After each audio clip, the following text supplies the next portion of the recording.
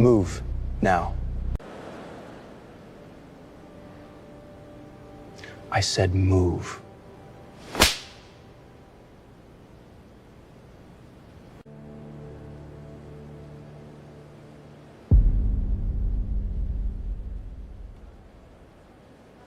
You just made a mistake. Nobody knew who she really was. Nobody knew what she had spent her entire life training to do. In 3 days, everything in that room was going to change. This is the story they never saw coming. There is a kind of quiet that follows a person like a shadow. Not the peaceful kind. Not the kind you find on a Sunday morning with coffee and no plans and nowhere to be. This is the quiet of someone who has decided, very deliberately, to disappear. Wren Calloway carried that kind of quiet with her, everywhere she went. She had been carrying it for 3 years now, and she had gotten good at it. Good enough that most people looked right past her. Good enough that she could walk into a room full of strangers and leave, without a single person being able to describe her afterward. That was not an accident. She walked into Harwick University on a Tuesday in September, with a backpack that was too heavy and a campus map she had already memorized. She did not stop to take photos of the fountain. She did not look up at the old brick buildings with the wide eyes of someone seeing them for the first time. She had done her research. She had studied the campus layout, the building numbers, the fastest routes between the engineering complex and the library. She knew exactly where she was going. That was the thing about Wren that most people missed at first glance. She always knew exactly where she was going. She had just learned over time to make it look like she was simply passing through. She was 22 years old, 5'4", brown hair pulled back in a plain elastic band, no product, no effort. She wore a gray hoodie, jeans, and sneakers that had seen better days. No jewelry except a small watch with a rubber band. No statement anything. Just a girl who looked like she wanted to get from one place to another without being noticed. For a while, that is exactly what happened. She found her apartment off campus on Birch Street, small, clean. One window that looked out onto a parking lot and a slice of sky. She unpacked in 2 hours, arranged her books by subject, set up her desk, and made herself a cup of instant coffee before bed. She sat at the desk and drank it slowly, and listened to the sounds of the street below. A car passing, someone's music from 2 floors up, the particular night quiet of a city that was not fully asleep. On the shelf above her desk, she placed one thing, a small velvet pouch, dark blue, pulled shut with a drawstring. She did not open it. She just set it there, in the corner, where she could see it without looking directly at it. Like a compass you carry not because you are lost, but because you want to remember which way is north. Then, she turned off the light and went to sleep. Harwick University sat in the middle of Dayton, Ohio, the kind of mid-sized college town that felt energized in September and quiet by February, when the cold came down from the lake and the students stopped walking slowly between buildings. The campus had that comfortable, worn-in quality of a school that had been around long enough to stop trying to impress people. Red brick, old oak trees with roots that had buckled the sidewalks in places. A student union that smelled like burnt coffee and ambition, and the ghost of 1,000 group projects.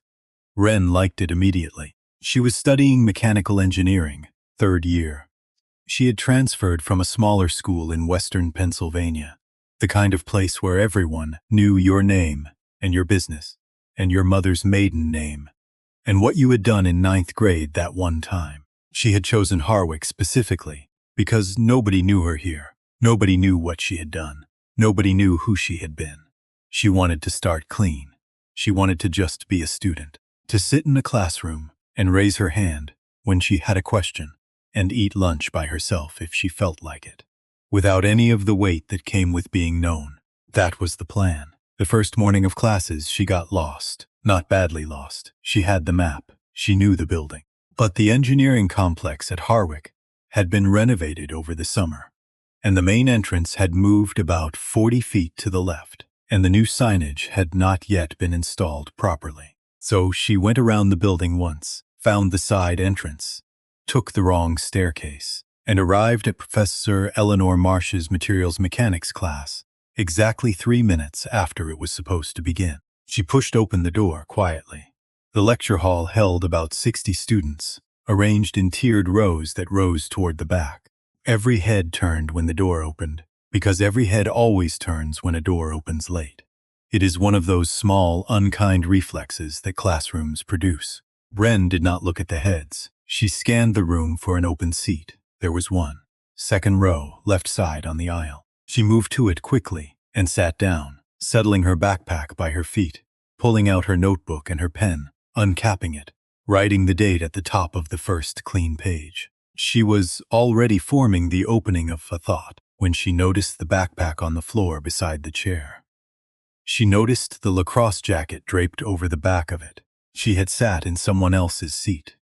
"That's my seat." The voice came from the aisle. Not loud the way someone surprised is loud. Loud the way someone who wants the room to register their inconvenience is loud. Calculated. Pointed. Wren looked up. He was tall. 6'2", maybe taller in the way that some people stand, like they are always trying to remind you of it. Wide in the shoulders, the kind of wide that comes from years of athletics, and the certainty that the world would make room for it. Dark hair, a jaw that looked like it had never had a difficult Tuesday, and the particular expression of someone who had organized his entire personality around the fact that people rarely told him no. She did not know his name yet. She would learn it soon enough. "I'm sorry," Wren said. Her voice was level, polite. "I didn't see your things. I can move." She was already beginning to stand. "No kidding, you can move," he said. A few people nearby laughed, the low, uncertain laugh of people who are not sure if something is funny, but have decided it is safer to be on the side that laughs. Wren stood. She picked up her notebook and her pen. She looked around the room for another available seat. There was one, in the far back corner, behind a structural pillar, the kind of seat where you spend the entire semester looking at a column of concrete and taking notes based on what you can hear rather than what you can see. "There's a seat in the back," the young man said. He pointed, as though she could not locate it herself, as though she needed to be shown. "Thank you," Wren said. She walked to the back. She sat behind the pillar. She opened her notebook to the page with the date written on it, and she continued writing. She did not write down what she was feeling. That was not the kind of thing she wrote down. At the front of the room, the door opened again, and Professor Eleanor Marsh walked in. Marsh was 67 years old. She had silver hair cut short and practical, reading glasses on a chain around her neck, the posture of someone who had been standing at the front of rooms for a very long time and had stopped thinking about how she looked doing it. She set her briefcase on the desk with a decisive thud, looked out at the room and said, simply, "Good, you're all here." Her eyes moved briefly to the back corner, to Wren behind the pillar. Then she began the lecture. Wren took notes, good notes, the kind you take when you are genuinely paying attention and also, beneath that, processing something else entirely. The kind of notes where the handwriting stays neat, even when your thoughts are not. She did not look at the young man in the second row. She did not need to. She had already noted exactly where he was sitting, the angle of his shoulders, the way he leaned back in the chair with the specific ease of someone who had never been asked to make himself smaller. She had met this kind before. She had known this type since she was 15 years old, standing on a mat in a gym in Pittsburgh, learning for the first time that the loudest person in any room is very rarely the most dangerous one. By noon, the cafeteria was loud in the warm, institutional way of dining halls everywhere. Harwick's main dining space was officially named Founders Hall, which was a significant name for a room that smelled primarily of steam trays and dish soap. Round tables, plastic chairs, a wall of windows along the south side that looked out onto the quad, where students cut across the grass in groups of 2 and 3. Wren got a bowl of tomato soup and a piece of cornbread and found a table near the windows. Not the most central table, not a hidden one either. Just a table with a decent view, good light, and enough distance from the nearest cluster of people that she could think. She had been there about 10 minutes when she heard him. You could always hear Derek Stoll before you saw him. He moved through space, like someone who had never been required to take up less of it. His voice carried across the dining hall before he had made it through the door, loud and comfortable. the voice of someone who had grown up in rooms where his presence was assumed to be welcome. He came in with two others. One was shorter and stockier, with a crew cut and a Harwick Athletics shirt stretched tight across his shoulders. The other was leaner, with the easy, practiced laugh of someone who had learned early that laughing along with the right person opened more doors than thinking carefully about what was said. She would learn their names later. For now, they were simply the people who walked with him. They got their food and scanned the room. Derek looked at Ren's table. She noticed. She kept eating. He said something to the shorter one. The shorter one grinned. They walked over. Derek pulled out the chair across from Ren and sat down in it without asking. The other two took the remaining chairs, arranging themselves with the casual ease of people who did this often and had never been turned away. Ren looked up from her soup. "You're in the wrong place again," Derek said. "I don't think so," Ren said. "I was here first. We always sit at the window tables." He said it the way you state a fact about the weather, settled, not open to discussion. "There are 4 other window tables," Ren said. "This one is closest to the door." I noticed. Something shifted in his expression. Not quite surprise. More like a small adjustment. People usually responded to him one of 2 ways. They either moved immediately, eager to avoid friction, or they tried to joke their way out, laughing it off, making it easy for everyone. What they did not usually do was look at him calmly and point out that there were 4 other window tables. "Look," said the shorter one, leaning in with a grin that had no warmth behind it at all. "She's telling you no, Derek." He directed this at Derek, but kept his eyes on Ren, watching for the reaction, like she runs the place. Ren picked up her spoon and ate another bite of soup. "Where are you from?" Derek asked.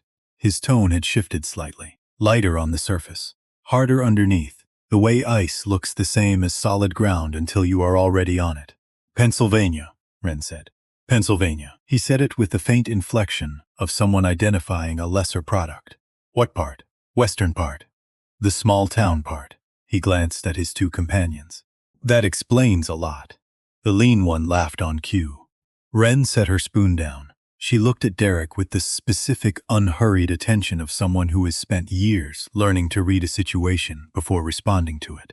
She looked at the set of his jaw, and the angle of his posture, and the way his eyes kept flicking to the people at the tables around them, checking the audience, making sure the room was watching. She had learned to recognize that.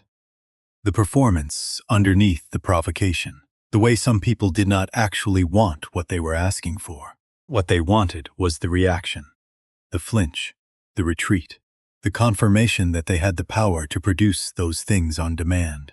"Is there something you actually need from me?" she asked. The question was simple, genuine. It landed in the middle of the performance like a stone dropped in a pond. Derek blinked. "Because if not," Ren continued, her voice still even, "I'd like to finish my lunch." For a moment, no one at the table said anything. Then something moved through Derek's expression. Something that was not quite anger and not quite embarrassment, and had the quality of both. The feeling of a person who has run a familiar play and found that the other side has not followed the expected script. He stood up. He was tall, standing over a table. He used it.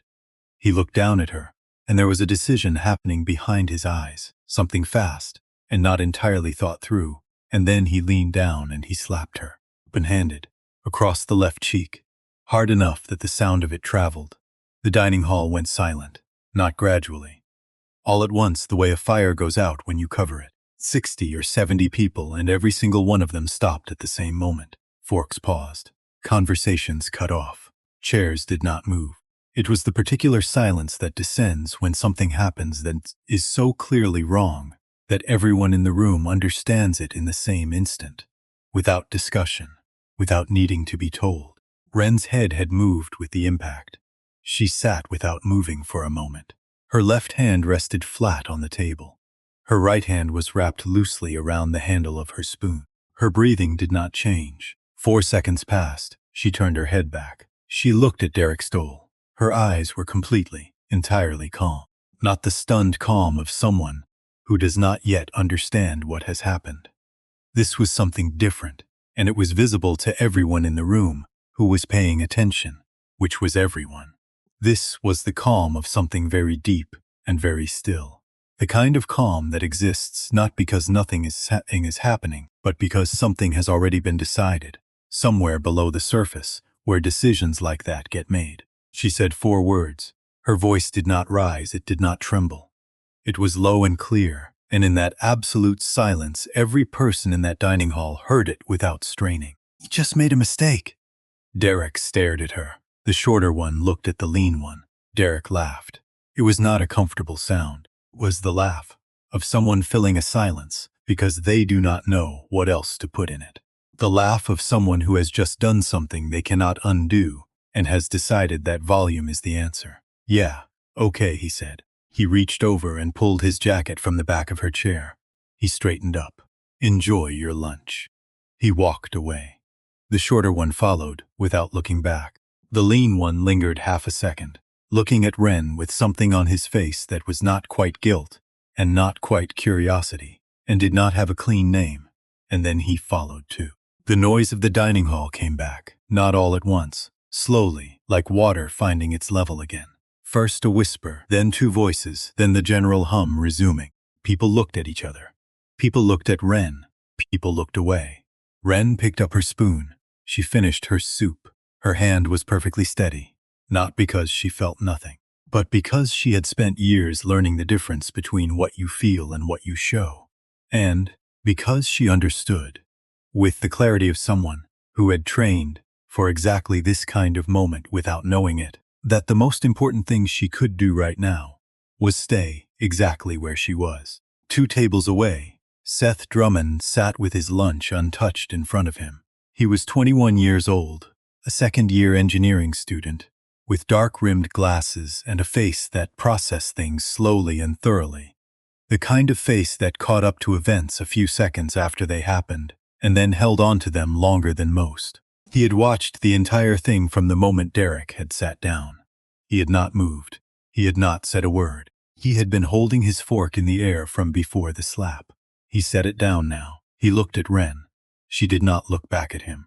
But there was something in the way she was sitting, the precise straightness of her back, the unhurried way she reached for her glass of water, the fact that she was still here, still at this table, still eating, as though the most important statement she could make right now was simply to finish what she had started. Seth reached into his pocket. He looked at his phone. He thought about it for a moment. Then he put the phone back. He picked up his fork and started eating. But he kept his eyes on the door through which Derek Stoll had walked, and he kept thinking about those 4 words, and about the way they had been said. Not angry, not shaking, not the desperate volume of someone who had been cornered and was trying to sound bigger than they felt. Just a fact, stated quietly, to be heard by exactly one person. "You just made a mistake." Seth ate his lunch and thought about that for a long time.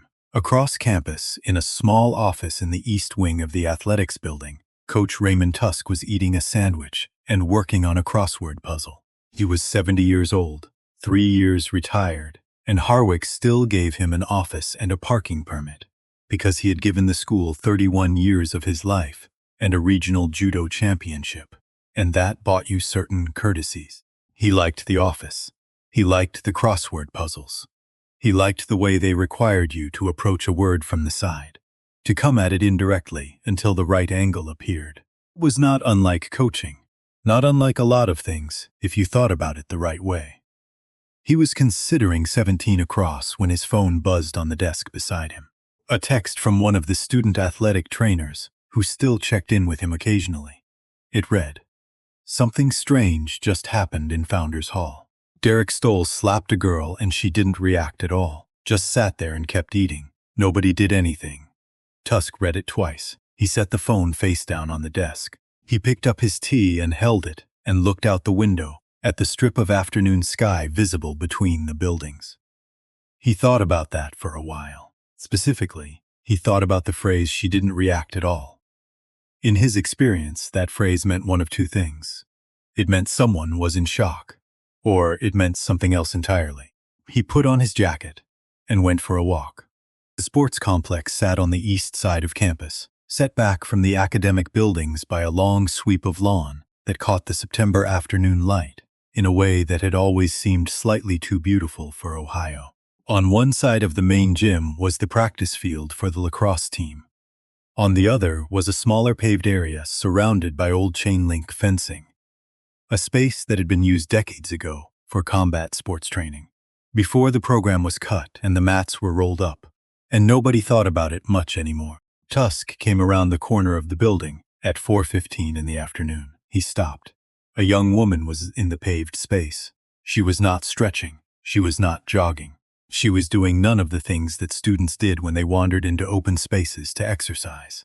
She was training, properly, fully. Tusk had coached judo for 31 years. He had trained collegiate athletes and national-level competitors, and 3 students who had gone on to compete on international platforms. He had spent more hours watching technique, good and bad and everything between, than he could accurately calculate.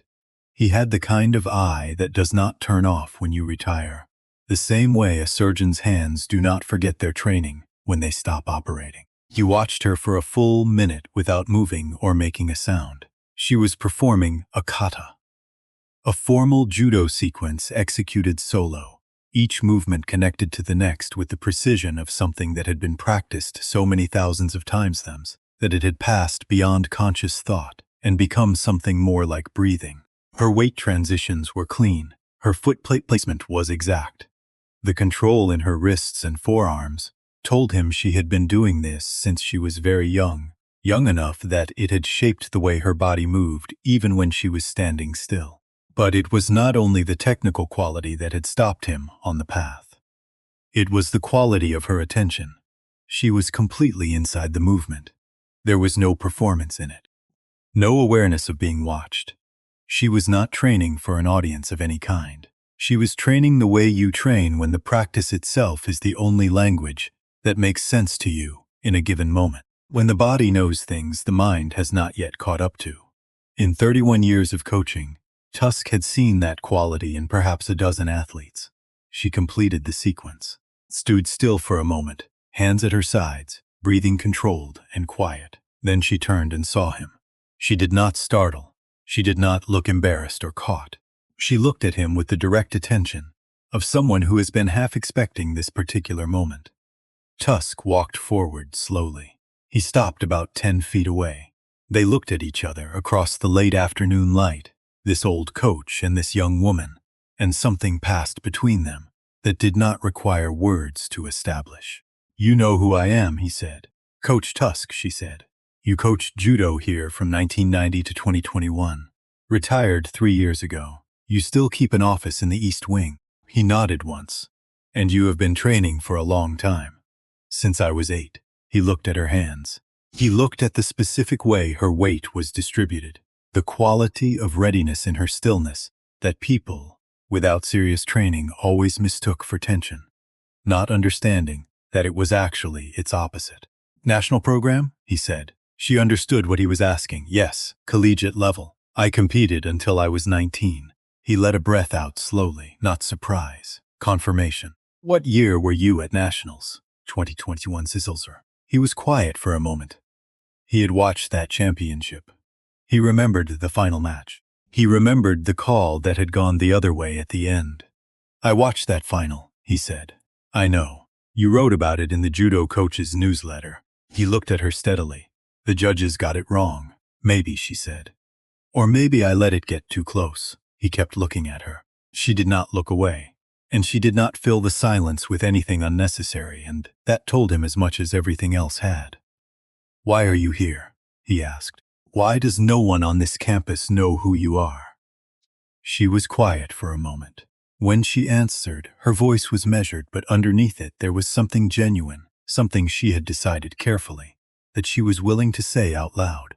"Because I wanted to find out if I could be a person without being an athlete first," she said. "I wanted to know what it felt like when people saw me before they knew what I could do, whether they would treat me the same way." Tusk nodded slowly. It was the nod of someone who understood something that had taken a long time to come to. "And how has that been going?" he asked. A pause. "Today was difficult," she said. He looked at her left cheek. The redness there had mostly faded, but not entirely. He had spent enough years around athletic injuries and the after effects of physical contact to recognize what he was looking at. Derek stole, he said. She did not confirm or deny. She did not need to. He has done this before, Tusk said. His voice was level, but there was something underneath it. Something that had been there for a long time and had not found the right place to land. Not always this directly, but the pattern has been there for 4 years, and every time, the institution has found a way to make it quiet. I know, Wren said. He looked at her. You know.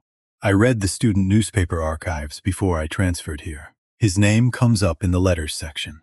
Always vague. Always framed as misunderstanding. Always resolved without anything on record. He studied her face for a long moment. You transferred here knowing he was a student here. She did not answer that question directly. She picked up the small towel she had set on the fence post and wiped her hands with it, folding it carefully before setting it back down. I transferred here because Harwick has one of the better mechanical engineering programs in the state, she said.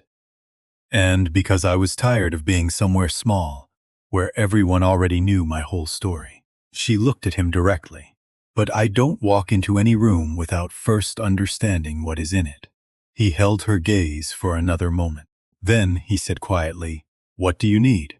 Right now, she said. I need to know if you still have access to the university's historical disciplinary records. The ones from before the new record system was introduced 6 years ago. Tusk was quiet. And I need someone who understands this institution, she continued, and who has been watching long enough to know where the problems actually are. He looked at her for a long time. Come by my office tomorrow morning, he said. 8 o'clock. She nodded. He walked back the way he had come. He did not look back, but if he had, he would have seen her, watching him go with the particular expression of someone who has just confirmed something they already suspected and is now doing the quiet arithmetic of what comes next. That evening, Seth Drummond found her in the library. The Harwick Library stayed open until 10 on weekdays, and Wren had already located the quietest corner on the 3rd floor northwest side, where the light was good, and almost no one came after 7 in the evening. She was reading a thermodynamics textbook when she heard the chair across from her scrape back. She looked up. Seth sat down. He had his backpack on one shoulder and a granola bar in his hand, and the expression of someone who had thought carefully about whether to do this, and had decided to do it anyway. I was in the cafeteria today, he said. I know, Wren said. 2 tables to my left. He blinked. You noticed me? I notice most things. He set the granola bar on the table. He looked at her for a moment with the particular expression of someone trying to find the right way into something. I have a video, he said. Not of the slap. I didn't get that part, but right after. When he walked away and you just kept sitting there. I had my phone out and I kept recording without fully deciding to, and I have about 90 seconds of you at the table, completely steady, while everyone around you is looking at each other and not doing anything. He held out his phone. She took it and watched. It was exactly what he had described. 93 seconds of Wren Calloway finishing a bowl of soup in a room that had gone very quiet, surrounded by people who were watching her and whispering into each other and doing nothing, while she reached for her glass of water and set her spoon down with the unhurried precision of someone who had decided that the most important thing she could do right now was exactly this. She handed the phone back. Don't post it, she said. I wasn't going to, he said quickly. I just felt like someone should have it, that it should exist somewhere, that it happened and someone should have seen it, and not looked away. She looked at him for a moment. He was earnest in the specific, undefended way of someone who had not yet learned to wear armor over it. Genuinely earnest, the kind that you did not see often in people his age, because most of them had discovered by now that sincerity without irony was a vulnerability. What's your name? She asked. Seth Drummond. 2nd year, engineering. Why didn't you say something? She asked, in the cafeteria. He looked at the table between them, then back at her. I've been thinking about that since it happened, he said. I keep telling myself I was scared, but I'm not sure that is exactly right. I think I was waiting. Like I thought someone else was going to step in, and I could follow their lead. And then nobody did. And then it was over. And there was nothing to follow. He held her gaze. I'm sorry. Ren considered him for a moment. What you did has a name, she said. It is a well-documented psychological phenomenon. When more than one person witnesses something that requires a response, the likelihood of any single person responding goes down with every additional witness, because everyone assumes that someone else will handle it. The responsibility gets distributed until nobody feels like they are personally the one who needs to act. That doesn't make it okay, Seth said. No, she agreed. It doesn't. But understanding why we do something is the beginning of deciding whether we will do it the same way again. He looked at her carefully. How are you so calm about all of this? She was quiet for a moment. Outside the library window, the campus had gone dark, and the lamp posts had come on, casting small orange circles on the paths below. I'm not as calm as I look, she said. It was a small thing to say. Simple. But something in the way she said it made Seth understand that it was also true in a way she did not often allow herself to be out loud. What are you going to do? He asked. She pulled her textbook back toward her. Tonight I am going to finish this chapter, she said. And then I am going to think carefully about what I know and what I still need to find out. And then I am going to sleep. And tomorrow? Tomorrow I have an 8 o'clock meeting, and then class. And whatever comes after that, I'll deal with it when it comes. Seth looked at her for another moment. Then he nodded once and reached into his backpack and pulled out his own notebook. He did not leave. He opened the notebook and started working. After a while, the only sounds in that corner of the library were the quiet turning of pages and the distant hum of the building's heating system and the occasional footstep somewhere on the floor below. 2 engineering students working late in a quiet library, which was the most ordinary thing in the world. Ren finished her chapter and started the next one. Later, after Seth had packed up and said goodnight, and the library had emptied to almost nothing, Ren sat alone at the table by the dark window. She reached into her backpack and took out the velvet pouch. She had carried it all day without opening it. She opened it now. Inside was a medal, silver, about the size of a silver dollar, heavier than it looked. On one face, the emblem of the United States Judo Federation. On the other, engraved in small, clean letters, U.S. National Collegiate Judo Championship, 2021. Second place. She held it in her palm and looked at it. She thought about her father, his gym in Pittsburgh, the smell of the mats on a Saturday morning, that specific combination of rubber and effort, and the kind of discipline that gets into your bones when you start young enough. She thought about the way he had taught her, not by talking about winning, but by talking about control, about the distance between an impulse and a decision, about how the space you leave between those two things is where your character actually lives. He used to tell her, the technique is the easy part.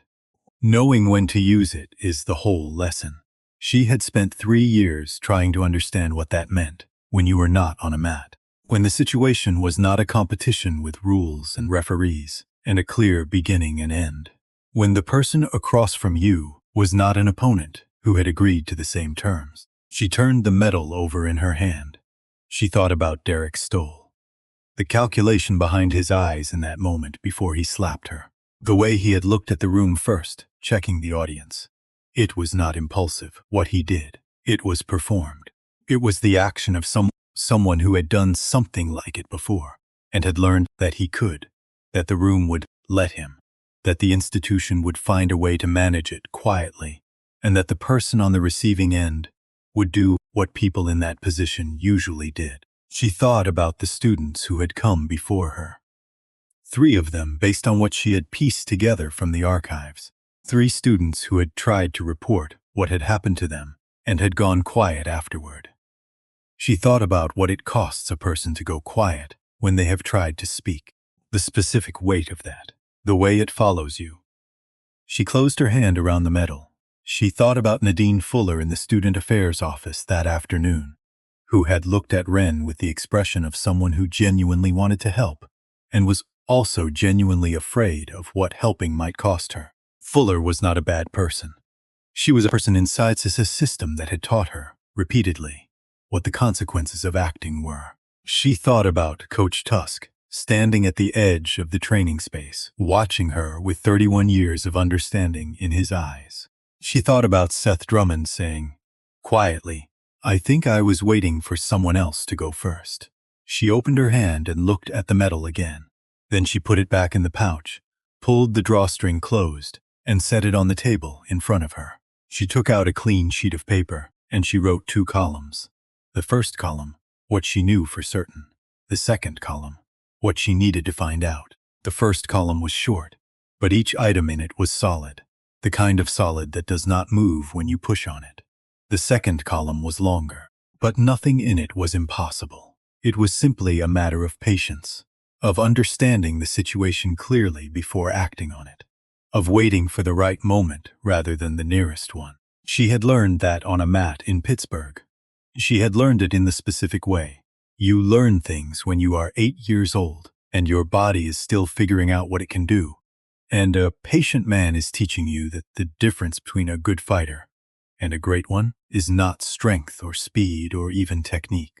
It is timing. And timing comes from stillness, from being willing to wait inside the discomfort of not yet, to hold your position and read the situation, and not move until the moment is genuinely right. She folded the paper and put it in her pocket. She packed up her bag. She walked home through the night campus, past the old oak trees and the brick buildings, and the fountain that caught the lamplight and turned it gold. The air had that particular September quality of warmth that knows it is temporary, holding on for one more week before it lets the cold in. She let herself into her apartment. She made tea. She sat at her desk and looked at the velvet pouch on the shelf, and thought about her father's gym and the smell of the mats and the thing he had said to her the morning she left for college the first time. You are going to meet people who look at your size and think they understand what you are. Let them think it. The truth will introduce itself when it needs to. She sipped her tea. She thought about the 4 words she had said in that cafeteria. She had meant them, not as a performance, not as a threat designed to be overheard. She had meant them the way her father had always taught her to mean the things she said, which was fully and with the intention of following through. You just made a mistake, not a threat, a fact. A quiet commitment, made mostly to herself, that this was not going to be the kind of thing that disappeared into institutional silence. Not again, not to her, and not to the 3 who had come before her, whose names she did not yet know but intended to learn. She finished her tea, she rinsed the cup, she turned off the desk lamp and lay down in the dark. The parking lot outside threw a stripe of orange light across the ceiling, through the gap in the curtains. She lay there and thought about what her father had taught her about the most dangerous moment in any match. It was not the moment of confrontation. It was not the throw or the hold or the point of contact. It was the moment just before, when everything was still and nothing had happened yet, and all the possible futures were still possible. That was the moment that required the most from you, the most patience, the most clarity, the most honest reading of what was actually in front of you. She was in that moment now. She let herself be in it, and underneath the surface of the quiet, in the place where she kept the things that she was most certain of, something had already begun its patient, inevitable movement toward what needed to happen next. The next morning came in gray and cool, the way Ohio mornings do in September when the season has made up its mind. Wren was up at 5:30. She made coffee, drank it standing at the kitchen window, watching the parking lot fill slowly with light. She reviewed the 2 columns she had written the night before. She added 3 items to the second column. Then she folded the paper, put it in her jacket pocket, and went to train. She was back, showered, and walking across campus by 7:45. Coach Tusk's office was at the end of a corridor that smelled like old rubber and institutional cleaner, the particular smell of a building that had housed physical effort for decades. The door was open. He was already there, sitting behind a desk that held a cup of tea, a legal pad, and a file folder that he had placed in the center of the desk, with the deliberateness of someone who had decided to do something and was committing to it. He looked up when she appeared in the doorway. "Close the door," he said. She did. She sat in the chair across from him. He looked at her for a moment. Then he said, Before we talk about anything else, I want to say something, and I want you to hear it. She waited. What happened yesterday in that dining hall was wrong, he said. Not complicated. Not a misunderstanding. Wrong. And I have watched this institution manage things that were wrong for long enough that I no longer have patience for the way it manages them. So, whatever you are thinking about doing, I want you to know that I am not going to tell you to be careful about how you proceed. I am going to help you proceed correctly. There is a difference. Ren looked at him. Okay, she said. He opened the file folder. I pulled what I could from the records I still have access to, he said. 3 previous complaints involving Derek Stoll. 1 in his first year, 1 in his second, 1 in his third. All 3 were filed through the Student Affairs Office. All 3 were closed at the internal review stage with a finding of insufficient evidence. He paused. In each case, the complainant withdrew before the formal hearing. They withdrew or they were persuaded to withdraw, Ren said. Tuss looked at her. That is the question worth asking. He turned the folder toward her. She read through it steadily, the way she read technical documents, absorbing the structure and noting the gaps. There were 3 thin files, each one a few pages of official language that said a great deal by saying very little. Dates, procedural notations. The phrase matter resolved through internal mediation appearing in all 3 in identical wording, as though copied from a template. She looked up. Who signed the closure documents? Tusk tapped the bottom of the 3rd page. Associate Provost for Student Athletics. A name she recognized from the university website.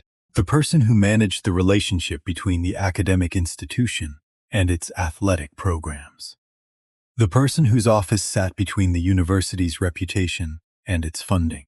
The Stoll family made a substantial donation to the new athletics facility, Tusk said. 2 years ago, the building was named after them last spring. Ren set the folder down. What was the donation amount? She asked. Publicly reported as 1.4 million. She was quiet for a moment. That is not a reason to protect someone from consequences, she said. No, Tusk said. It is not, but it is a reason that institutions sometimes try to. She nodded slowly. She was not surprised. She had understood from the newspaper archives that there was a structure here, a set of relationships and dependencies that had been allowed to calcify over time into something that looked, from the inside, like the natural order of things. The problem with structures like that was not that the people inside them were all bad. Most of them were not. The problem was that the structure itself rewarded certain behaviors and punished others.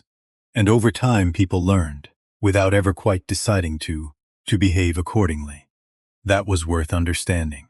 Not because it excused anything, but because understanding the structure was the first step to knowing where it could be challenged.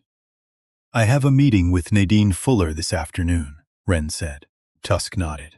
She is a good person in a difficult position. I know. I am not going to make the position more difficult than it needs to be. She paused. But I am going to ask her some specific questions. What do you need from me? She looked at him directly. I need to know if you still have contact with any of the 3 previous complainants. He was quiet for a moment. One of them, he said. She graduated 2 years ago. She is in Columbus now. We stayed in touch. Would she be willing to talk? He considered it. I don't know. I can ask. That is all I am asking. She stood up. One more thing, Tusk said. She stopped. Derek Stoll is going to find out you filed a report. It may already be happening. When he does, he is not going to leave it alone. He looked at her steadily. I want to make sure you understand what that means practically. I understand it practically, she said. He held her gaze for a moment longer. Then he nodded. She left. The corridor smelled like rubber and cleaner and old effort. She walked back out into the gray morning and went to class. The afternoon meeting with Nadine Fuller was in Fuller's office, on the 2nd floor of the Student Affairs building, a room that smelled like printer toner and had a bowl of hard candy on the desk that Ren suspected had been there since the previous academic year. Fuller was 64 years old, with reading glasses pushed up on her head, and the expression of someone who had been doing a difficult job for a long time and had recently started questioning whether the difficulty was inherent to the job or specific to this institution. She had short silver hair and a cardigan, the color of a stormy sky, and hands that moved when she talked, which they did as soon as Wren sat down. "I want to be straightforward with you," Fuller said, "and I want you to know that what I say in this room is said with genuine concern for your well-being, and not as a representative of any institutional position." "I appreciate that," Wren said. "I received your formal report this morning. I also received a phone call this morning from the office of the Associate Provost for Student Athletics." She let that sentence sit between them for a moment. "The call expressed concern that the timing of your report, coming the day after an alleged incident, might reflect an escalating conflict between two students rather than a straightforward conduct violation." Wren listened without changing her expression. "They used the word alleged," Fuller continued, "in reference to something that happened in front of approximately 70 people." "I noticed that," Wren said. Fuller looked at her. "You're very calm. I have been told that. Are you actually calm, or are you very well trained to appear calm?" Wren considered the question. "Both," she said, "depending on the moment." Fuller sat back slightly. She studied Wren for a moment with the particular attention of someone who has spent decades evaluating people and has gotten reasonably good at it. "I want to help you," she said. "I need you to understand that wanting to help you and being able to help you are two different things inside this institution. I have seen what happens to complaints against this specific student. I have watched 3 of them get managed into silence. And I am telling you this not to discourage you, but because I think you deserve to know what you are walking into." "I know what I am walking into," Wren said. "What I need to know is what you need from me to make this proceed correctly." Fuller looked at her for a long moment. "Evidence that cannot be easily dismissed," she said quietly. "Witnesses who will not withdraw. And ideally something that makes the cost of managing this into silence greater than the cost of addressing it properly." "Okay," Wren said. "That is a significant ask. I know. I have until Friday's hearing." She paused. "Can you keep the hearing on schedule regardless of any pressure to delay or restructure it?" Fuller straightened slightly. Was the straightening of someone who has been reminded of something they believed before the institution taught them to be careful about it. "That," she said, "I can do." Wren thanked her and left. She was crossing the quad toward the engineering building when she felt the shift. It was not loud. It was not dramatic. It was the particular change in the air that happens when someone behind you has decided to close the distance, and something in the part of your nervous system that has been trained to read that kind of information registers it before your conscious mind catches up. She did not speed up. She did not turn around. She adjusted her path slightly, moving toward the more populated area near the student union, and she kept walking. They caught up with her, near the side entrance to the engineering complex. It was Briggs who reached her first. He came around in front of her, not touching her, just placing himself in her path with his chest forward and his chin tilted up in the way of someone who has been told he is large enough to solve problems this way. Colt came up on her left side, not as close, the positioning of someone who wants to be present without being the primary thing. Derek was behind her. She turned slowly so she could see all 3 of them. She stopped. She stood with her feet shoulder-width apart and her hands loose at her sides, her backpack on both shoulders completely still. Derek looked at her with the expression of someone who has made a decision and is now committed to it. He had the particular quality of someone who has recalibrated since yesterday and arrived at a plan that involves a different kind of pressure. "I heard you filed a report," he said. "Yes," she said. "That was stupid." "I don't think so," she said. He looked at her for a moment. The same recalibration as yesterday, the same brief flutter of something that was not quite discomfort and not quite respect and lived in the space between. "You're new here," he said. "You don't understand how things work." "I'm learning," she said. Briggs stepped slightly closer, not touching, just reducing the space. "You should think about what you're doing," Derek said. "You should think about who you're doing it to and what happens to people who try to make problems for certain kinds of people in certain kinds of places." Wren looked at him steadily. "That sounds like it might be a threat," she said. It's advice, Derek said. From someone who has been here longer than you have. She held his gaze for a moment. Then she looked at Briggs, who was close enough now that she could see the texture of his Harwick Athletics shirt. She looked at him with the same calm, reading quality, the assessment of someone who is very clearly cataloging exactly what they are working with. Briggs shifted his weight. He reached out and pushed her. It was not a massive shove. It was the kind of push that is designed to destabilize, to make a person stumble, to establish physically what has been attempted verbally. The kind of push that relies on the assumption that the person being pushed will respond with the instinctive, uncoordinated scramble of someone caught off guard. Wren did not scramble. What happened instead was this. As Briggs's hands made contact with her shoulder, Wren's body rotated, not away, into it and to the side, a movement so compact and precise that Briggs's push, instead of connecting solidly, slid along her turning shoulder and found no resistance. In the same motion, her right hand came up and found his wrist, and she stepped inside his reach, and then she executed an Osoto Gari with the efficiency of someone who has done this specific technique several thousand times, which she had. Briggs went down, not violently, not brutally, with the clean, controlled inevitability of a technique applied correctly to a situation that had presented itself. He hit the ground on his back, and the sound of it was sharp in the open air of the afternoon, and he lay there for a moment, looking up at the sky with the expression of someone who has just had their understanding of a situation revised very rapidly. He was not hurt. She had made sure of that in the execution, the angle of the fall. The controlled release that cushioned the impact enough to leave him undignified but uninjured. He was, however, completely unable to stand up for approximately 10 seconds. Wren took a step back. She looked at Derek. She looked at Colt, who had not moved and did not appear to be planning to. She adjusted the strap of her backpack on her right shoulder. "I'm going to class now," she said. She walked to the entrance of the engineering building. She pushed the door open and went inside. Behind her, she heard Derek saying something to Briggs. She did not stop to hear what it was. She went to class. She took notes. Her handwriting was perfectly even. Seth was already in their corner of the library when she arrived at 7 that evening. He had 2 cups of coffee from the library cafe on the ground floor, and he slid one across the table when she sat down. She looked at it, then at him. "I figured you'd need it," he said. "Thank you." She opened her notebook. She noticed him watching her with the particular expression he got when he was deciding whether to say something. "What?" she said. "I heard about what happened outside the engineering building this afternoon." She looked up. "How 3 people saw it. One of them is in my mechanics study group." He paused. She said it was the most technically perfect thing she has ever seen in her life, and she grew up watching Olympic judo with her grandfather.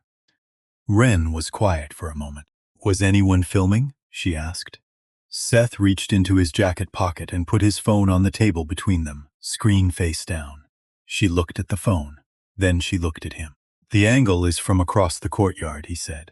"You can see clearly that Briggs initiates contact. You can see clearly what you do after." He paused. "You can also hear Derek's voice. Not every word, but enough." "Seth, I wasn't there," he said quickly. "My study group member filmed it on her phone because she had it out and it happened in front of her, and she didn't think about it. She just recorded. She sent it to me because she knew I was in the library with you last night." He looked at her steadily. "I know I should have asked before accepting it, but I'm not sorry I have it." She looked at him for a long moment. This earnest, careful, genuinely decent person who had been learning, one event at a time over the last 2 days.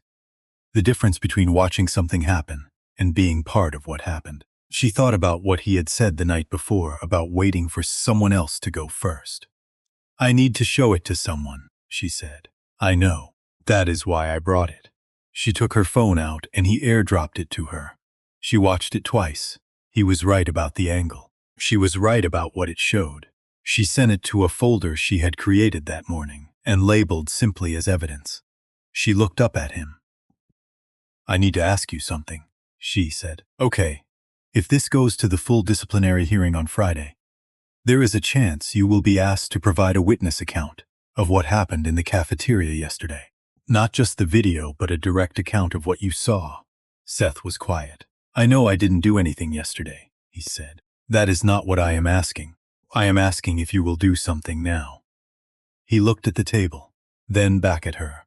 The processing look, slow and thorough, the look she had come to understand, was what genuine consideration looked like on his face. Yes, he said. I'll do it.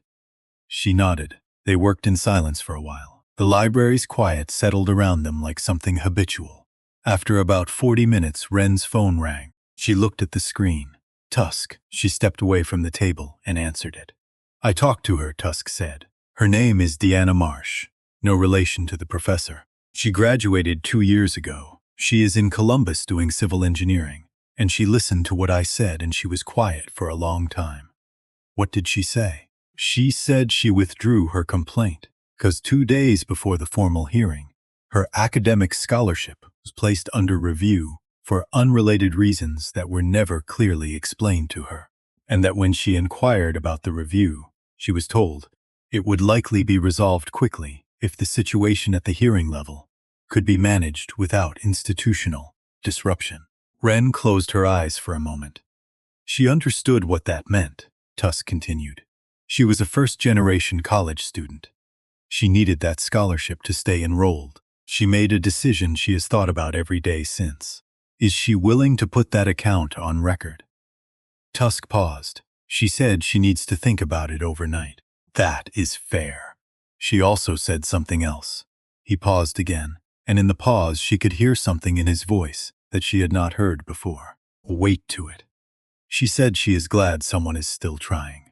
Wren stood in the corridor outside the library's north stairwell and said nothing for a moment. Call you in the morning, she said. She went back to the table. Seth looked at her face when she sat down. Good news or bad news? He asked. Both, she said, at the same time, which is usually how it works. He nodded. She opened her notebook and added an item to the second column. She was still writing when her phone buzzed with a text. Unknown number, no name. It said, withdraw your report, and this stops. Don't and it won't. She read it. She took a photo of the screen with her second phone, the old one she kept charged, for exactly the kind of situation where you needed a record of something that might be deleted. Then she added the photo to the evidence folder. Then she set her phone down and went back to her notes. Seth was watching her. What was that? He asked. Someone who thinks this is the kind of thing that stops, she said. She kept writing. The following morning, Wren arrived at Professor Marsh's classroom 5 minutes early and took a seat in the front row, not behind the pillar. The front row, where the sight lines were clear and the light was good, and there was no structural obstacle between her and the board. When Marsh walked in, she noted this without comment. She set her briefcase down and arranged her notes. Students filtered in. The room filled. Marsh began the lecture. 40 minutes in, she assigned a group problem and moved among the tables. When she reached the front row, she paused beside Wren's desk. She looked at Wren's notes. They were thorough, more thorough than the lecture required, with additional annotations in the margins that indicated independent reading, the habit of someone who comes to class, having already done the work and uses the lecture to deepen rather than establish. You're the student who was placed in the back corner on Tuesday, Marsh said, quietly, for Wren's ears alone. Yes, Wren said. How is your view from the front? Much better, Wren said. Marsh looked at her for a moment, over the top of her reading glasses. It was the look of someone who has been teaching long enough to read a situation in a small number of details. Come by my office at 5, she said. It was not a question. Yes, Wren said. Marsh's office was on the 3rd floor of the engineering building, a room with floor-to-ceiling bookshelves and a window that looked out over the section of campus where the old gymnasium had been before it was demolished to make way for the Stoll Athletics Center. Marsh had a framed photograph of the old gymnasium on the wall behind her desk. Wren noticed it when she walked in. She suspected it had been placed there deliberately. Marsh poured 2 cups of tea without asking whether Wren wanted one and set one in front of her. You're being talked about, Marsh said. She sat across the desk, both hands around her own cup. Among the faculty, I mean. Not loudly, but I hear things. What are they saying? Wren asked. That a transfer student has filed a misconduct complaint against Derek Stoll, and that the situation is being watched carefully by the athletic department. She paused. And that the student in question has an unusual quality of stillness about her that several people have independently remarked upon. Wren wrapped her hands around her tea. I have been a professor at this institution for 31 years, Marsh said. I have watched Derek Stoll move through 4 years of undergraduate education in a way that has left damage in its wake that this institution has consistently declined to address. I have written 3 letters to Student Affairs. I have attended 2 faculty senate meetings at which the pattern of certain complaint resolutions was raised. I have been told each time that procedures were followed. She looked at Wren directly. I am tired of procedures being followed, she said. I am interested in the right thing being done. Wren looked back at her. I am going to ask you something directly, Marsh said, and I would like you to answer directly, because I think you are someone who can. Go ahead, Wren said. Do you have what you need to make this work? Not to file a complaint. That has been done before and it has not worked. Do you have what you need to make this actually work? Wren thought about the video from the cafeteria, the video from the courtyard, the threatening text, with its timestamp and unknown number, Tusk's contact in Columbus, Fuller's commitment to keep the hearing on schedule, Seth's account. She thought about what was still missing. Almost, she said. There are 2 things I still need. What are they? Wren set down her tea. I need the 3 previous complaint files in their original form, she said. Not the summaries in the current system. The originals before they were closed. If those files exist anywhere outside the managed record. Marsh was very still for a moment. Then she stood up. She went to the bookshelf on the far left wall, the one that held not books, but a series of labeled binders organized by year. She ran her finger along them. She pulled out one from 6 years ago and one from 7 years ago. She set them on the desk in front of Wren. I was on the Faculty Conduct Review Committee for 12 years, she said. When a complaint is filed, committee members receive copies of the supporting documents for review. I kept mine. I keep everything. She paused. When the digital records were migrated to the new system 4 years ago, certain documents were not transferred. I noticed this at the time. I made additional copies. Wren looked at the binders. That is one thing, Marsh said. What is the second? Wren looked up at her. Deanna Marsh, she said.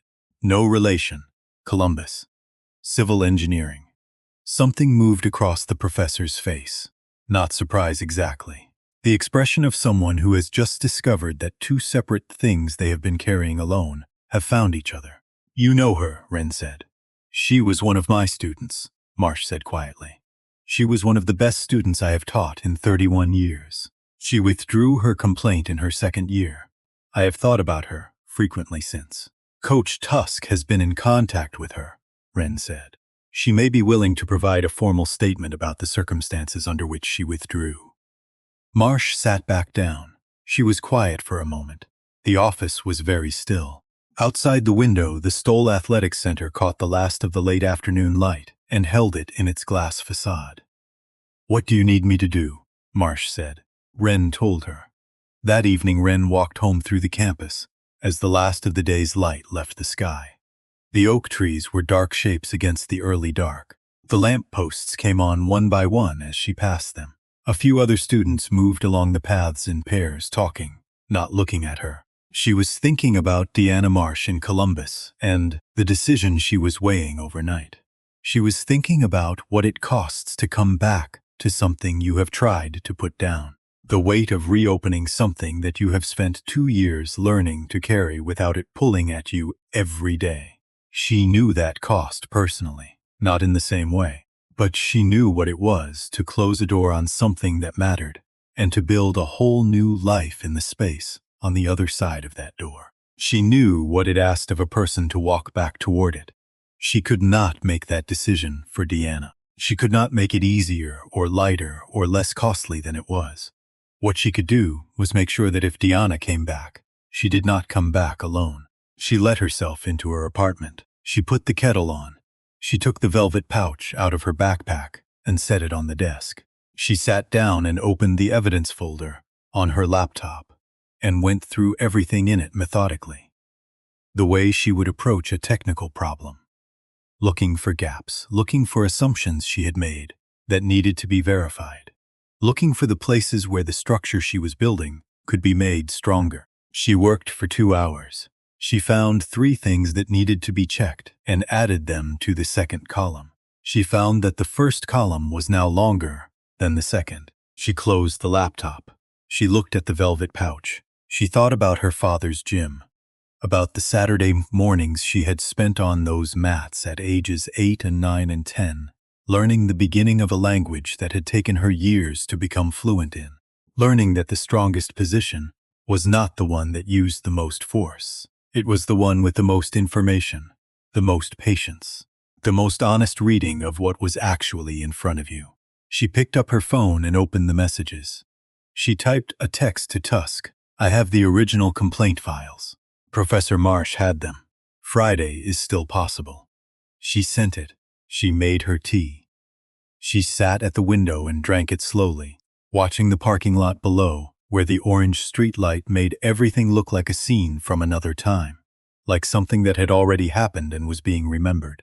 3 days until the hearing. She had the video, she had the text, she had the files, she had Seth, and she had Marsh, and she had Tusk, and she had Fuller's commitment to hold the process on the timeline it was supposed to follow. And she might have Deanna. What she did not have yet was the thing that would make all the other pieces mean something more than a complaint about a single incident on a single afternoon. She did not yet have the pattern made visible in a way that could not be dismissed. The 3 files in the binders were a start, but files were documents, and documents could be argued about. What she needed was a person, someone who had stood where she was standing, inside this system, and who had made a decision under pressure and lived with it, and who was now choosing for the first time in 2 years to tell the truth about what that decision had cost them. She set her cup down. Her phone lit up. A text from Tusk. She called me 20 minutes ago. She says yes. Ren read the message. She held the phone in both hands and sat very still in the orange-lit dark of her small apartment, and did not say anything to anyone because there was no one there to say anything to. But something in her chest shifted quietly, in the way that things shift when something you have been carrying becomes, for the first time, possible to put down. She typed back, "Tell her thank you. Tell her she is not alone in this." She set the phone on the desk beside the velvet pouch. Outside, the parking lot was empty. The lampposts held their small circles of light against the dark. She did not sleep for a while. She sat at her desk and thought about the 2 columns, and about the people who had agreed, one by one, to do something that asked something real of them. Marsh, with her 31 years and her binders and her photograph of a gymnasium that no longer existed. Tusk, with his retirement and his crosswords and his memory of a final match called the wrong way. Seth, with his careful honesty about the moment he had waited too long. Fuller, with her commitment to hold a process that was already under pressure. And Deanna, in Columbus, who had spent 2 years rebuilding herself after a door was closed on her, and who was now, at the cost of something real, deciding to open it. Ren thought about what her father had told her on a Saturday morning in Pittsburgh, when she was 12 years old and had just lost a match she should have won and could not yet understand how. He had not told her she had been unlucky. He had not told her the judges were wrong, or that her opponent had been better, or that she should have done something differently. He had sat beside her on the edge of the mat and waited until she was ready to listen, and then he had said, "You did not lose because you were weaker. You lost because you waited too long to commit." There comes a point where you have read the situation completely, where you know what needs to happen, and at that point waiting is no longer patience. It is fear wearing the mask of patience. Learn to know the difference. She had thought about those words many times since. She had spent a long time learning what they meant outside the context of a competition. She thought she was beginning to understand. She had read this situation. She had read it as clearly as she was able. She had the pieces. She had the people. She had 3 days. She knew what needed to happen. Thursday was not over yet, but Friday was coming. and she was done waiting. Thursday came in clear and cold.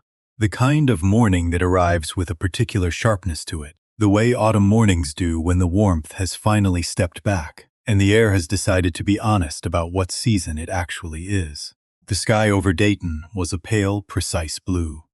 The oak trees on Harwick's campus held their last red leaves against it, like something they were not quite ready to give up. Wren was on the training ground at 5:15. She ran through her kata twice. Slowly, the way you run through something when you are not practicing the movements, but practicing the state of mind that produces them. Steady, present, not looking ahead to what was coming. Just here, in this paved space with the chain link fence, and the morning light, and the sound of the campus beginning to wake up around her. When she finished, she stood still for a moment. She thought about what her father used to say on the morning of a competition. He would make breakfast, and they would eat together without talking much. And when she stood up to go, he would say simply, "Do what you know how to do. Not win, not be great, not prove anything to anyone. Do what you know how to do." She picked up her towel and walked back to her apartment. By 8 o'clock, she was sitting at Tusk's office door. He opened it before she knocked. He had 2 cups of tea ready, and the legal pad from earlier in the week, with additional notes in his careful, small handwriting. He had spent part of the night on the phone, she could tell. The lines around his eyes were deeper than they had been 2 days ago, and he had the focused quality of someone who had passed through tiredness and come out the other side of it into something clearer. "Deanna is taking the train from Columbus this morning," he said. "She will be on campus by noon." Wren nodded. "She wants to meet you before the hearing," he said. "She asked me to tell you that." "Of course." He looked at her. "How are you?" It was a direct question, not the kind people ask to fill space. She gave it a direct answer. "I am ready," she said. He nodded once. Then he slid a sheet of paper across the desk. "I wrote out the timeline of the 3 complaints. Dates, file numbers, the names of the officials who signed the closure documents. It is in a format the committee can use directly." He paused. "Professor Marsh called me last night. She is bringing the binders." "I know. We spoke at 9. And Fuller?" "She confirmed the hearing is at 2 o'clock. She said the Associate Provost's office called her yesterday afternoon, requesting a postponement. She denied the request." Wren paused. She used the word denied. Not declined. Denied. Something moved across Tusk's face. Quiet satisfaction, the kind that comes not from victory, but from watching someone remember who they are. "Good," he said. They went through the materials together for an hour, methodically. The way you prepare for something important. Not by rehearsing speeches or imagining outcomes, but by knowing your facts so completely that you do not have to search for them when you need them. When the facts are part of you, you do not hesitate. Hesitation is what happens when you are not sure what is true. She knew what was true. She left Tusk's office at 9:15 and went to her morning classes. She sat in the front row of both of them. She took careful notes. She ate lunch in the dining hall, at a window table, alone, and finished everything on her tray. At 12:30, she was waiting on a bench outside the main entrance to campus when a woman walked through the gate pulling a small, rolling bag. She was in her mid-20s, with dark hair and a composed face, and the particular way of moving that belongs to people who have learned to carry something heavy without showing it in their stride. Deanna Marsh stopped when she saw Wren. They looked at each other for a moment. "You're Wren," Deanna said. "Yes, thank you for coming." Deanna looked at her steadily. "Coach Tusk says you're different from the others who tried." "I don't know if that's true," Wren said. "He thinks it is." Deanna sat down on the bench. She set her rolling bag beside her and looked out at the campus she had not walked through in 2 years.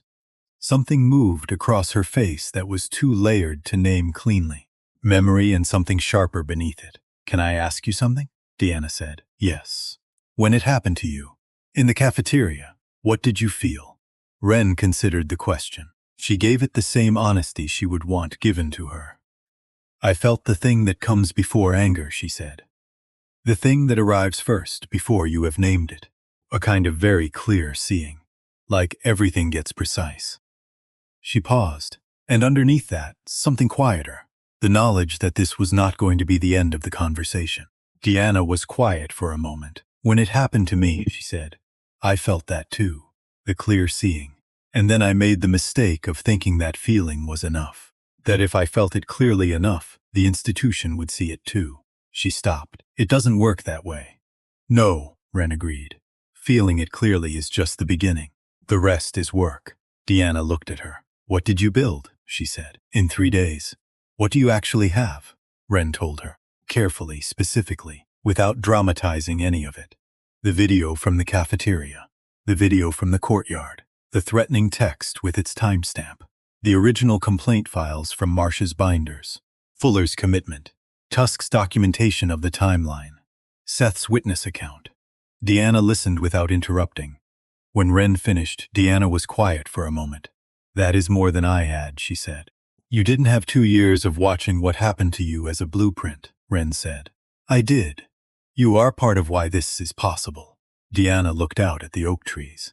A leaf came loose from the nearest one and turned slowly in the still air before settling on the path. What do you need from me? She said.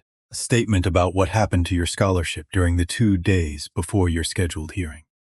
What was said to you? By whom? The exact language, as closely as you can recall it. I remember it exactly, Deanna said. There was no hesitation in her voice. The way you remember things that have cost you something. And I need you to be willing to say it in that room this afternoon, Ren said. In front of the committee, on the record. A pause. Not the pause of someone deciding. The pause of someone who has already decided and is taking one full breath before walking through the door. Yes, Deanna said.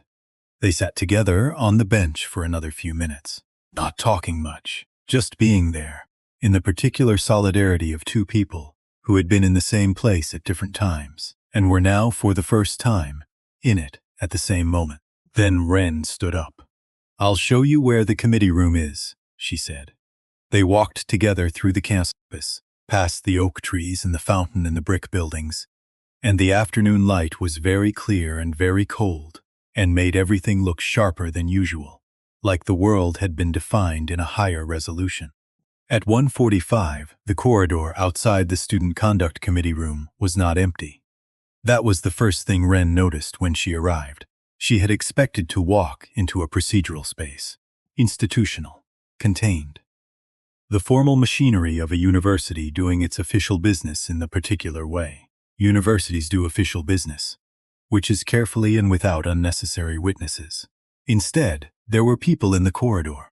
Seth was there, with his notebook and his dark-rimmed glasses, and his expression of someone who had made a decision and was fully committed to it. Professor Marsh was there, with the 2 binders under her arm, and her reading glasses on their chain, and the posture of 31 years of standing at the front of rooms. Coach Tusk stood beside her, straight-backed, with the quiet authority of someone who has nothing left to prove and therefore nothing to perform. Nadine Fuller stood near the committee room door. When she saw Ren, she nodded, a small, precise nod, the nod of someone who has done what they said they would do. And there were others. Ren did not know all of them. 3 women she had not met before stood together near the water fountain at the end of the corridor. One of them caught Ren's eye and held it for a moment. There was a recognition in it that was not personal. It was the recognition of a shared experience, the way people sometimes look at each other across a room when they understand, without needing to say it, that they have been in the same place.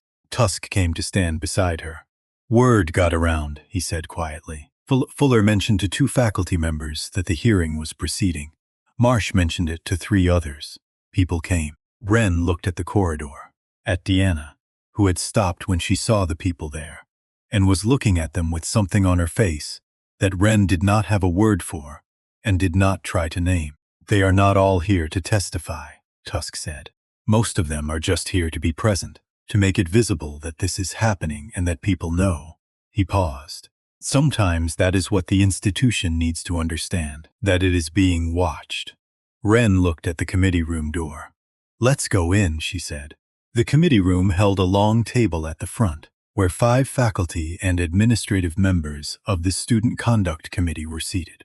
Behind a smaller table to one side sat a representative from the Dean of Students' office. There was a respondents table where Derek Stoll sat with two people beside him, one of whom had the polished, prepared look of someone who had been formally briefed, and the other of whom was a man in his 50s wearing a suit that had not been bought for a university disciplinary hearing, but for a different kind of room entirely. Wren noted him. She noted the suit and the posture, and the way he sat slightly forward with his hands on the table, in the manner of someone accustomed to this kind of proceeding. She noted that he was not a university official. She made a mental note to establish on the record who he was. She sat at the complainant's table with Deanna beside her. Seth sat in the witness chairs along the side wall. Professor Marsh sat directly behind Wren with the binders on her lap. Coach Tusk sat beside Marsh. Fuller stood near the door, not seated, in her capacity as the administrator managing the proceeding. The committee chair was a woman named Dr. Voss, a political science professor whom Wren had looked up the previous day. 60 years old, 17 years at Harwick. A record of 3 published papers on institutional accountability in higher education. Wren had read all 3 of them on Wednesday night.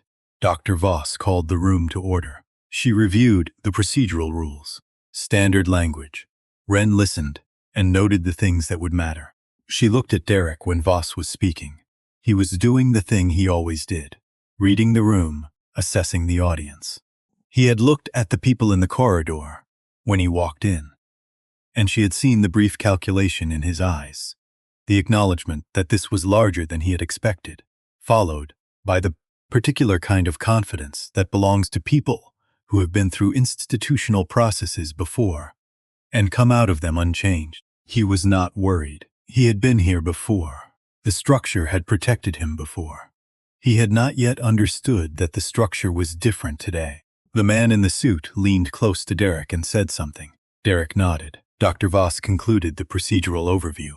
Mr. Stoll, she said, as the respondent, you will have the opportunity to present your account and call witnesses.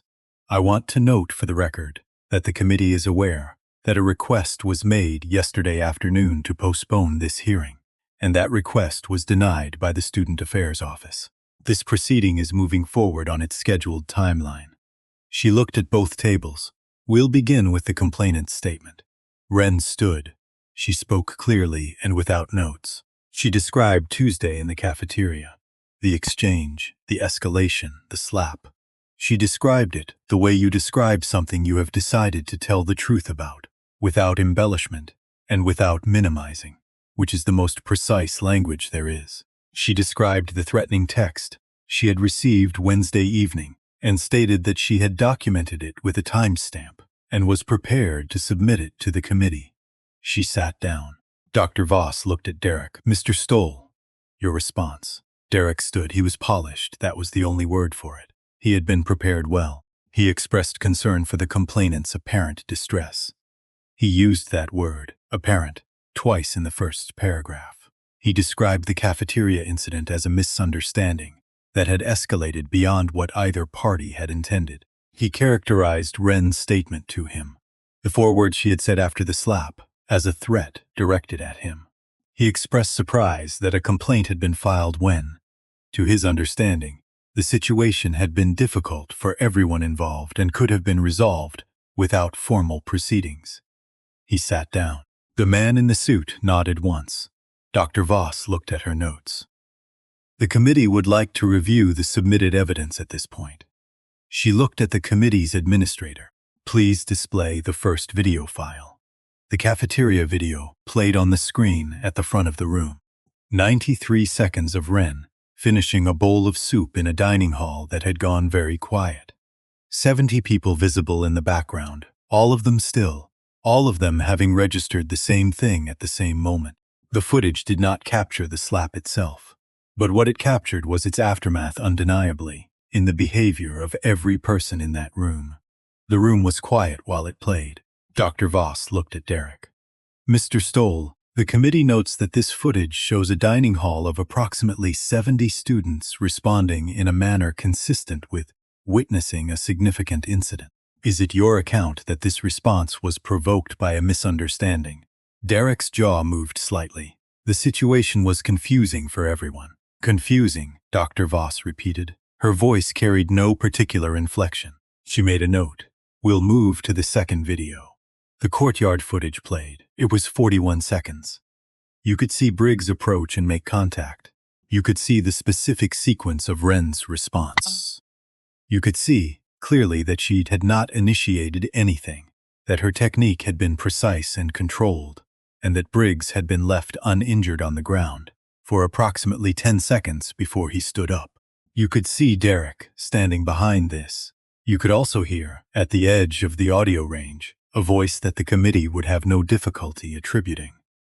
The words were not all clear, but the word withdraw was clear, and the word stop was clear, and the tone was clear in the way that some tones are, across any quality of audio recording. The man in the suit leaned toward Derek and said something under his breath. Dr. Voss looked up from the screen. The committee will take a 5-minute recess to review the audio documentation. From the text message submitted by the complainant. During the recess, Derek leaned back in his chair and looked at the ceiling for a moment. Then he looked at the man in the suit. Whatever passed between them was not visible from where Wren was sitting. But she noted that the man in the suit's expression had changed. The prepared quality had given way to something more calculating, something reassessing. She noted that too. Dr. Voss called the room back to order. The committee would like to call Mr. Seth Drummond, she said. Seth stood up from the witness chair and moved to the witness table. He sat down with his notebook in front of him, though he did not open it. Dr. Voss asked him to describe what he had witnessed in the cafeteria on Tuesday. Seth described it.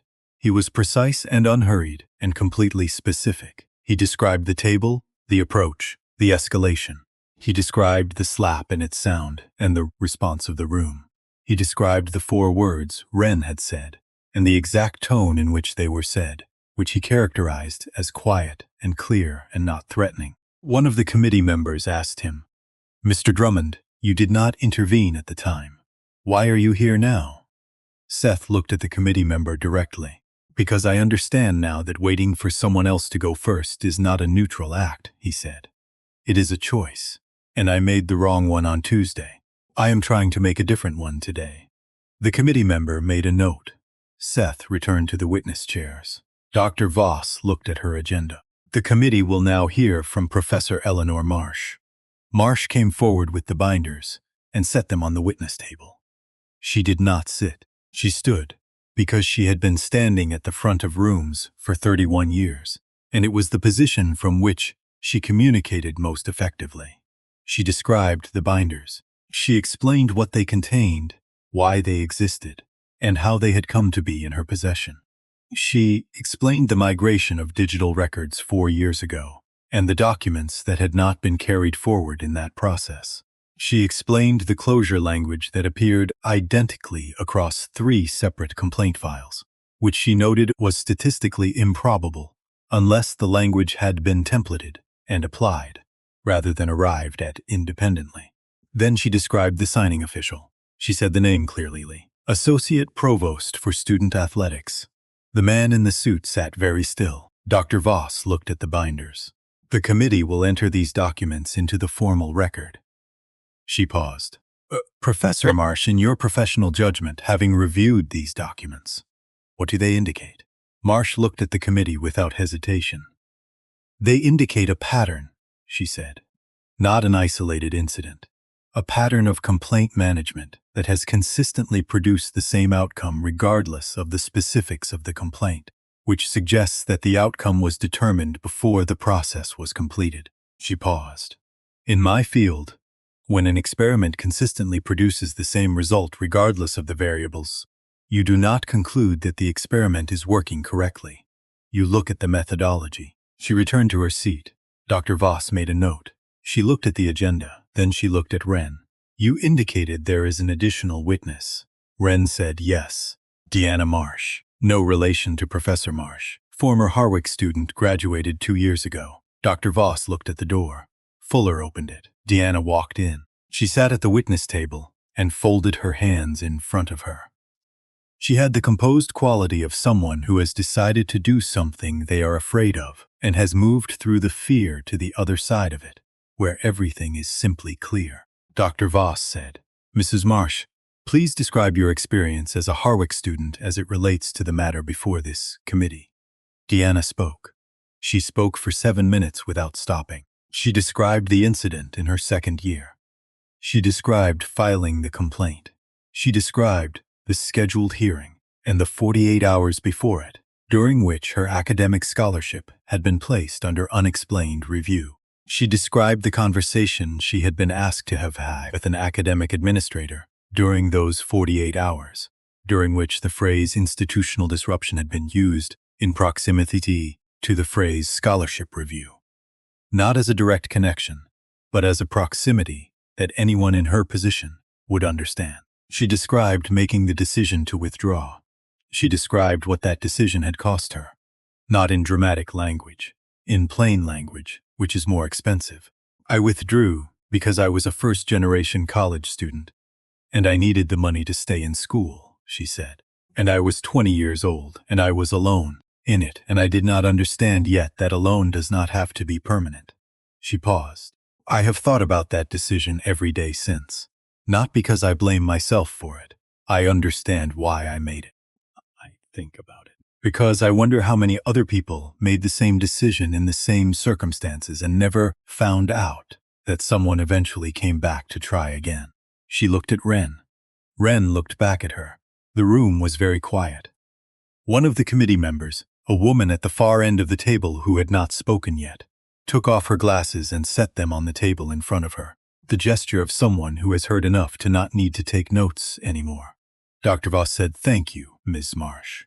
Deanna returned to her seat beside Ren. Dr. Voss looked at Derek. He had the particular quality of someone who has been watching the structure they depended on reveal itself, piece by piece, as something different from what they believed it to be. The confidence was still there because it was habitual enough to not fully switch off, but beneath it something had shifted. The man in the suit was no longer leaning forward. He was sitting back. That was a visible change. Mr. Stoll, Dr. Voss said, the committee has several questions. The questions took 20 minutes. They were precise questions about specific dates and specific interactions and specific conversations. They were the questions you ask when you already have a significant number of the answers, and you are establishing what someone is willing to acknowledge and what they will choose to deny on the record. Derek answered some of them. He declined to answer others on the advice of the man in the suit, which was his right. Each declined answer was noted. Dr. Voss finally set down her pen. She looked at Derek with the expression of someone who has been doing this work for a long time and has learned to say difficult things without either softening or hardening them beyond what the truth requires. Mr. Stoll, she said, I want to ask you one direct question, and I want to ask it for the record. Did you strike the complainant in the university dining hall on Tuesday? The room was completely still. The man in the suit leaned close to Derek. Derek looked at the table for a moment. Then he looked up. It was not intended the way it's being characterized, he said. Dr. Voss made a note. That is not a denial, she said.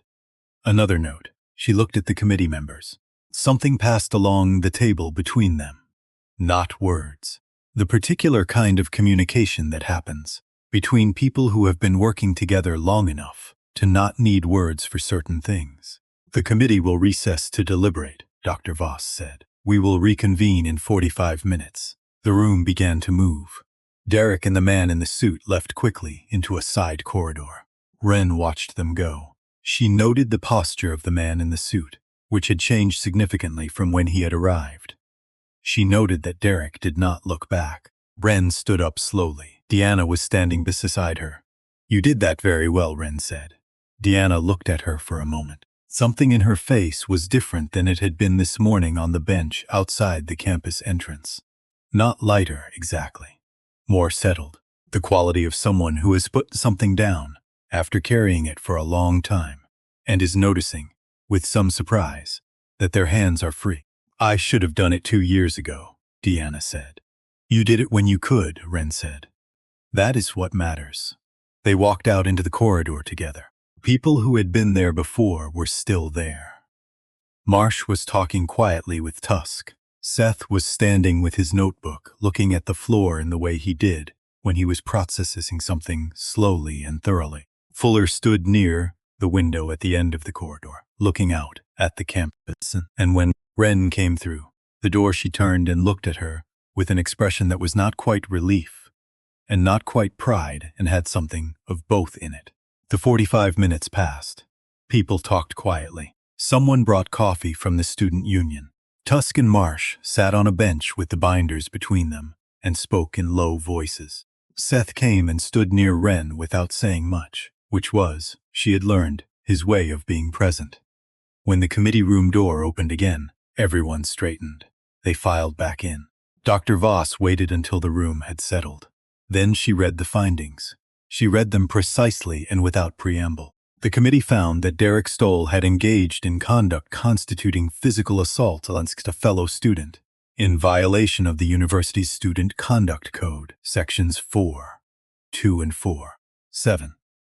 The committee found that a pattern of complaint management in previous related cases warranted referral to the provost's office for independent review of the procedures by which those cases had been closed. The committee found that the conduct warranted suspension from Harwick University for 1 academic year, effective immediately, and revocation of the Harwick Athletics scholarship that funded his enrollment. The committee further found that the evidence submitted regarding communication involving a scholarship review and the timing of a previous complaint withdrawal warranted referral to the university's general counsel for assessment of whether additional actions were appropriate. Dr. Voss set down her paper. The room was quiet. Derek sat without moving for a moment. Then he stood. The man in the suit touched his arm and said something. Derek pulled his arm away slightly. He looked at the committee table. He looked at the binders that were still sitting there, in evidence, labeled by year. He looked at Wren. She looked back at him. His expression was not the expression of someone who has been defeated. It was the expression of someone who has just understood, for the first time, that the world contains a kind of accounting they did not previously believe was real. That things do not disappear just because you have the resources to manage them into silence. That silence, managed or not, is not permanent. He left. The man in the suit followed him without looking at anyone. The room remained very quiet for a moment after the door closed. Then Dr. Voss looked up from her papers and said, "Thank you all for the care you brought to this proceeding." She gathered her files. The committee members began to stand. The room began to move around Wren in the particular way that rooms move after something significant has concluded. People picking up their things, turning to each other, exhaling. Wren stayed seated for a moment. She sat at the complainant's table with her hands folded in front of her, and she looked at the room and at the people in it and at the windows where the afternoon light, very clear and cold, was coming in at the low angle of late October, the angle that finds the dust in the air and makes it visible. She thought about the cafeteria on Tuesday, the sound of the slap in the quiet, the specific weight of that silence, all those people who had registered the same wrong thing at the same moment, and found in that moment that they did not know what to do with it. She thought about Deanna on the train from Columbus this morning, with her small rolling bag and her 2 years of carrying something she had not been able to put down. She thought about Seth, saying, "I think I was waiting for someone else to go first." She thought about Marsh with her binders and her photograph of a demolished gymnasium. She thought about Tusk at the edge of the training ground, watching her perform a kata in the late afternoon light, and saying simply, "Come by my office at 8. She thought about Fuller denying a postponement request and choosing the word denied deliberately. She thought about her father's gym on a Saturday morning, the smell of the mats, the patient, consistent work of learning something so completely that it became not what you did but what you were. Deanna touched her arm lightly. "Hey," she said. Wren looked at her. "It's done," Deanna said. Wren nodded. They walked out of the committee room together. In the corridor, Professor Marsh put a hand briefly on Wren's shoulder. No words. Tusk looked at her and nodded, the same single nod as the first day, but different in what it contained. Seth was already at the end of the corridor, holding the door open, and when she walked through it, he said, "Are you hungry? Because I think I've been anxious for 3 days and I need to eat something." She looked at him. "Yes," she said, "I am." They walked out onto the campus in the late afternoon light, 5 of them, into the October air that was sharp and clean, and carried the smell of leaves and distant cold. The oak trees were almost bare now. The sky above the campus was the particular blue of late afternoon in autumn, deep and clear. Deanna walked beside Wren. After a moment she said, "I thought it would feel bigger when it was over." Wren thought about that. "I think it will," she said. "Not right now. Right now it just feels like it's over. The bigger feeling comes later, when you have had time to understand what actually happened." Deanna was quiet for a moment.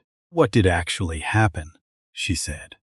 Wren looked at the campus around her, at the brick buildings and the lamp posts coming on one by one in the early dark, and the students moving between them, unaware of what had just concluded in a committee room on the 4th floor of the Student Affairs building. "Few people decided not to wait," she said, "for someone else to go first." They walked to the student union. They sat at a table by the windows, the 5 of them, and ordered food and ate it while the campus darkened outside, and the lamp posts made their small circles of gold on the paths.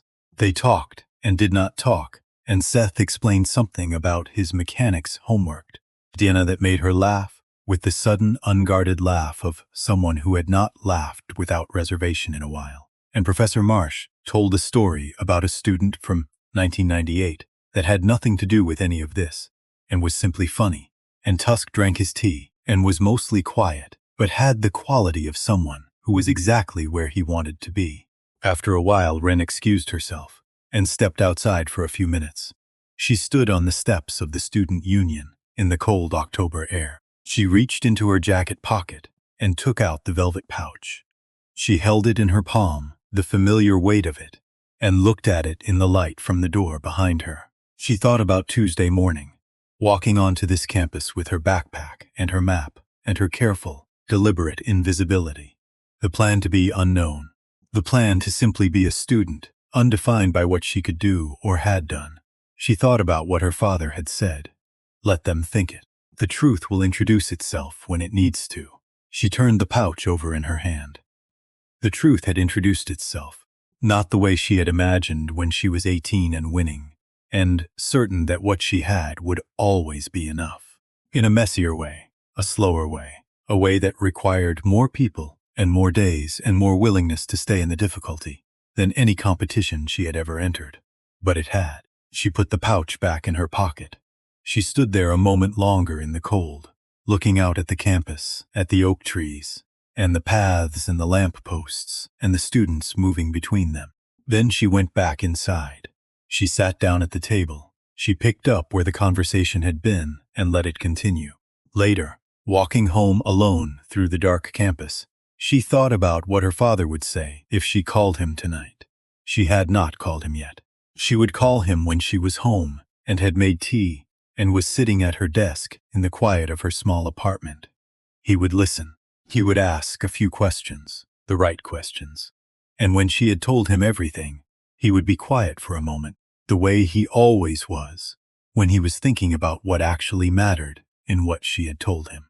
And then he would say something true and simple. She did not know yet what it would be, but she knew the quality of it. She had been hearing that quality her whole life, on Saturday mornings, in a gym that smelled like rubber and effort, in the particular patient voice of a man who had spent his life teaching people, not how to fight, but how to understand what was worth fighting for. She walked past the fountain, which caught the lamplight and held it in its moving water, gold and shifting. She walked under the last of the oak trees. She let herself into her apartment on Birch Street. She put the kettle on. She took the velvet pouch from her pocket and set it on the desk in its corner, where the light caught it. She sat down. She looked at it for a moment. Then she picked up her phone and called her father. It rang twice. He answered. "Hi, sweetheart," he said. His voice was the same as it always was, steady, present. Not surprised to hear from her, because he was never surprised to hear from her. He had a quality of permanent availability that she had taken for granted when she was young, and had come to understand, over time, was one of the rarest things a person can offer another. Hi, Dad, she said. How are you?